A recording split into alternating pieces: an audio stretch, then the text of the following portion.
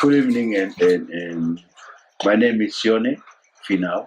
I am one of the students from uh, Trinity College of Theology, and I am very happy to be with you this afternoon. And I am thank you so much for allowing this time to make this conversation happen this afternoon. And I am looking forward to share with you the topics of loss, grief, as we agree with it, and yes, and we are looking forward to share from it. Can, can you please tell us your name? My name is Cynthia Al. My husband is Gawa Al, who's currently serving as chaplain at 2 residential care facilities on the Gold Coast. I'm a retired registered nurse, but have been involved partly in Gawa's ministry to this point in time. My name is Gewa Au. I am currently working for Blue Care as a chaplain.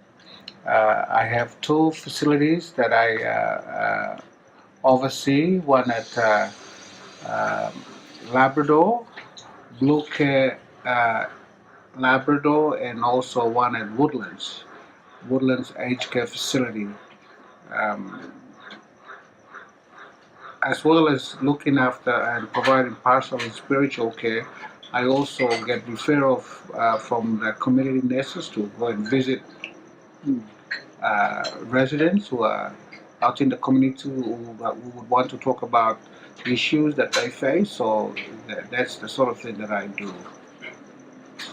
I'm involved in also as part of my ministry. I conduct Sunday services and also a Friday service in one of the facilities. Can you tell me what does it motivate you to talk about the loss and grief? In the facilities that I run, one of the sessions that I have once a month is about death and dying. Yeah. The concept was taken from Death Cafe uh, uh, that was introduced in England, and we had a look at that and we took that concept and we felt that it was a good idea and good concept to have it introduced in the facility so that people or residents who come in will talk about more or less what is going to happen to them when they are there when they at the are facility. yeah. Yes, and it's a end of life care plan, which is the focus. But in the discussions that we have, for instance, we have an informal conversation Yeah. about, you know, it's not so much getting straight into the topic of death and dying, Yes. but introduce it in a way. For instance, I would start the conversation by, "Have you got a will?" Okay. And who is going to get it when somebody passed away, or That's right. who you are giving to? Yeah. What is in your will? These are the questions that I ask. Yeah. What is in your will? So everybody is involved in talking about it. Yeah, I have a will. And then the next question I would ask is, when was the last time you visited your will, or who's keeping it? And sometimes you'll find, very interestingly, that some of the residents have no idea. What is the will? Where is the will, or who's holding it? They will just say, "Oh, my family's got it." Yeah. Yeah. So it's so from that kind of discussion, we can go on to areas like have you had any discussion with your family about who's going to be in control if anything happens to you? So that leads us to the question of power of attorney. Yes. So, in an event that you are not able to make a decision, who's going to make that decision for you? So that kind of leads to other things, you know. Or who's gonna do your funeral if you are going exactly. to die? So it leads. Then it goes on to money. Yeah. Who's got the power of attorney to sort of distribute what you have, your property? Who's going to do that? Is your family going to do that, or is your son going to do that, or is your daughter going to do that? Who's going to do that? Is it legal? So, in those discussions, it's I tell them that these are important things that you must make sure you put in order before something happens. Yes, and they will say this is the conversation. Oh, death and dying is a morbid subject. I don't want to talk about it. So and then I listen for a while and I ask another question. Why don't you want to talk about it? And then some, especially those who are Christians, those who have some kind of faith, they will come and say, "We're not afraid of dying." Yeah. But they don't want to talk about it. But those who do not have any faith, those who don't come to church, will say, we don't want to talk about it. We don't know what's on the other side, or we don't know what's going to happen to us. There wasn't anyone come back. That's right. Yes. So, in many ways, these kind of discussions will lead on to things like, if at the end of the day, have you decided what you're going to do? Is it going to be cremation, or is it going to be a burial? Yeah. And some of them will look surprised. They don't know what to do. That's right. They will look surprised, and some of them will say, especially the ones who come to church, they will say, "I've already done my bit. I've told my children that it's going to be cremation or it's going to be burial." So they are very confident about what's going to happen. But for those who don't have any faith, are the ones that, and sometimes the discussion will go on to issues like, "I'm scared of dying." So then I have to explain. For instance, I go into trying to make them understand. There are two areas. One, when you die, this is how I tell them. When we all die, we stop breathing. And that's it. That's the end of us. That bit is not an issue. But I think the major problem or major issue that they're concerned about is, at their stage now, how long is that going to take them? Is it going to be a painful death? Oh no. Or is it going to be something that is going to prolong for a long time? Before it's end. I think that's the bit that they are worried about. Not the dying bit, but the dying. The space that they are struggling. Yeah, exactly. So we introduced this concept. In the first month, it was very, very quiet. In the second month, they started talking. In the third month, they all opened up. So it's better to introduce for them. And it's better for them to talk about what they want to talk about, especially around that area. Than for you to ask very direct questions. If there's issue, for instance,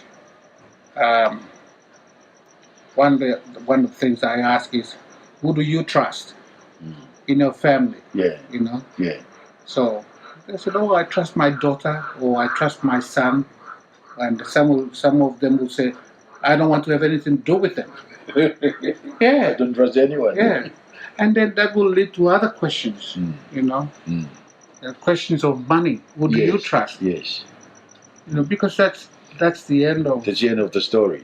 end of exactly. When it comes to this point, Yeah. what are you going to do? Yeah. So are you prepared, or are you ready Mm. that all these loose ends have been Yeah. tied up? Mm.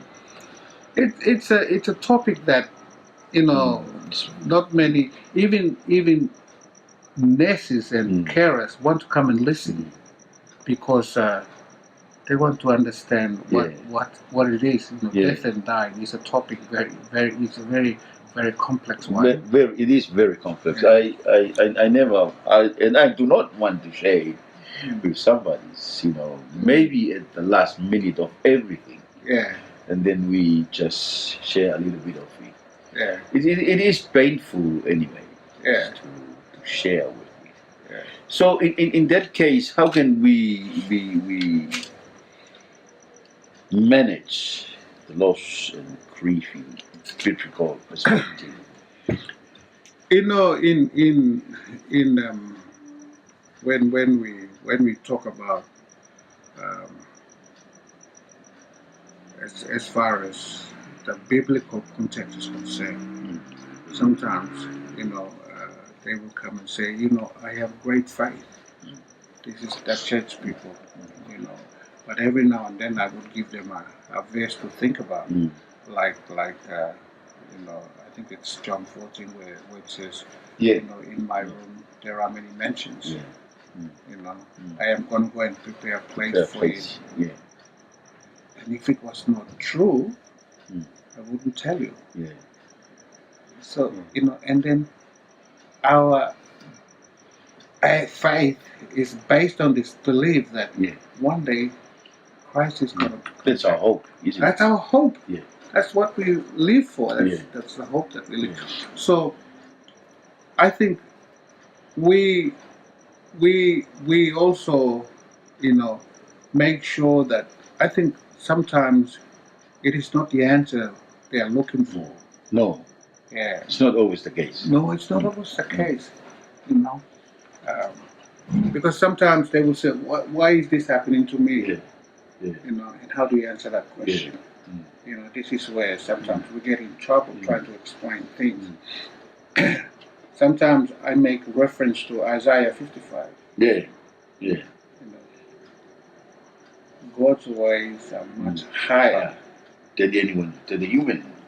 So sometimes whatever is happening, whatever God is doing, this is in the conversation that I have. I say sometimes things will happen to you. We will never understand because this is where it is. Very hard to understand, but it is. Non-Christian doesn't have any hope at all. No. It's different from us as Christians that we have the hope in Christ. Exactly. Yeah. And of course, Jesus was grieved for the loss. Lazarus, he was crying and he was mourning for him. But remember Jesus said he told Martha and Mary. Yeah. But he also told the disciples, these things must happen. Yeah. So that we will see the glory of God.